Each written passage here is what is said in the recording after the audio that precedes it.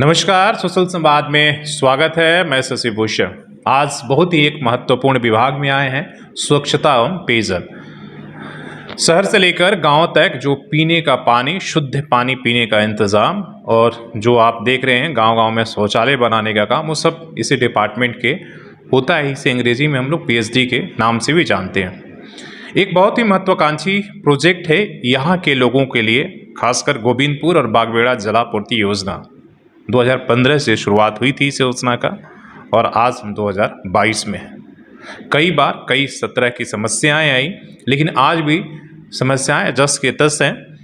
तमाम कोशिशों के बावजूद भी मंत्री से लेकर तमाम लोगों ने आकर ग्राउंड सिचुएशंस देखा। सरकार बदल गई, विधायक बदल गए, लेकिन स्थिति जस के तस है। आखिर अभी क्या स्टेटस है, हम बात करेंगे। हमारे साथ जो है पीएचडी के कार्यपालक अभियंता हैं, पूछेंगे कि आखिर अभी रियलिटी क्या है। गोविंदपुर में तो आपको पता है कि पेयजल की सप्लाई शुरू हो गई है, लेकिन सड़क पर पानी जिस तरीके से घरों में कम जाता है, सड़क पर पानी आपको बहता हुआ मिल जाएगा। और जो भी थोड़ा भी पर्यावरण का हिसाब रखता होगा, देखता होगा, उसे जल बर्बादी को लेकर दुख तो ज़रूर होता है, और इसके साथ साथ सड़क भी। तो हम पूछेंगे कि क्या उस पर सुधार हो रहा है या नहीं हो रहा है, और बागबेड़ा की स्थिति क्या है।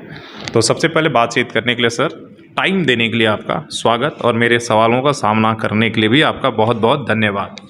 नमस्कार। सबसे पहला मेरा सवाल कि जो सड़क पर पानी बह रहा है, आप सभी चीज़ों से भली भांति रूबरू हैं। अभी क्या स्थिति है, उसे सुधार के लिए क्या कोशिश हो रही है?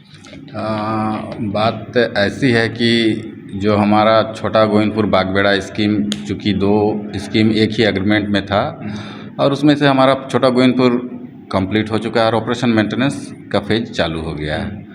बागबेड़ा अधूरा है। दोनों को एग्जीक्यूट कराने वाली कंपनी आईएलएफएस थी, जो दिवालिया घोषित होने के बाद फिर काम उन्होंने सही तरीके से कर नहीं रहे थे, तो उसको टर्मिनेट कर दिया गया। टर्मिनेट कर देने के बाद हमारा छोटा गोविंदपुर का पार्ट जो था, ऑपरेशन मेंटेनेंस जो फेज में चल रहा है, तो उसका काम भी उनका उससे नहीं कर पाए। तो उसके बाद हम लोगों ने एक नई एजेंसी को डिप्यूट करने के लिए टेंडर किया है। तो टेंडर का काम करीब करीब कंप्लीट हो गया है। उम्मीद करते हैं कि अगले सप्ताह एक सप्ताह के अंदर वर्क ऑर्डर मिल जाएगा। अभी पानी का सप्लाई का कार्य कैसे विभागीय हो रहा है? आप लोग कर रहे हैं या किस तरीके से? हाँ, ये अभी विभाग ही कर रहा है उससे, क्योंकि अभी कोई कंपनी नहीं है, और जैसे नई एजेंसी का बहाल हो जाएगा तो फिर तो क्या नई एजेंसी आने के बाद जो लीकेज है, क्या उस पर बंद करने का काम शुरू होगा जहाँ जहाँ दिक्कतें हैं, या? हाँ, बिल्कुल बिल्कुल बिल्कुल। क्योंकि नई एजेंसी जो आएगी, उन्हीं के जिम्मे फिर रिपेयर मेंटेनेंस का काम होगा। जहाँ पाइप लीकेज या फिर कुछ अन्य समस्या है स्कीम से रिलेटेड, उनको करना है, तो ज़रूर वो काम करेंगे। बागबेड़ा की क्या स्थिति है? जो काम बचे हुए थे, जो वो बागबेड़ा में बचे हुए काम के लिए भी टेंडर हो चुका है, और जो बचे हुए काम में हमारा mainly pipe carrying bridge, railway crossing और कुछ डब्ल्यूटीपी में लैंड स्टेबलाइजेशन का काम है, और रो वाटर राइजिंग का काम बचा हुआ है। तो उसके लिए हमने टेंडर किया है, और उसका भी टेंडर बहुत जल्द ही खुलने वाला है, खुल जाएगा। अगर उसके बाद नई एजेंसी का बहाल हो जाएगा, फिर काम शुरू। एक सवाल सर और ये जानना था, आपको पता ही है कि जो गोविंदपुर में मुख्य सड़क पीपला से लेकर वो बन रहा है, बात ये हो रही थी कि पाइपलाइन की शिफ्टिंग हो गई और वो गेंद आपके पाले में। शिफ्टिंग का काम क्यों नहीं शुरू हो पा रहा है? क्या आपको उसका आदेश मिला? नहीं, अभी तक मुझे, चूँकि ये आरसीडी का रोड बनना है, और उसके तहत पाइप शिफ्टिंग के लिए भी जगह चाहिए, जो कि अभी तक हमें मिला नहीं है। इस कारण उसका पाइप शिफ्टिंग हुआ नहीं है, हो नहीं पाया है।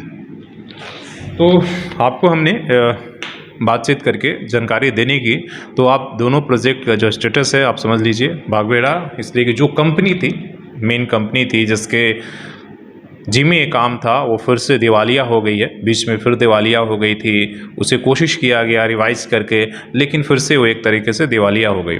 और इसलिए लोग अभी भी इंतज़ार में, हमें नहीं पता इसलिए कि टाइमलाइन बता नहीं सकते, इसलिए कि टाइमलाइन कई बार घोषित हुआ।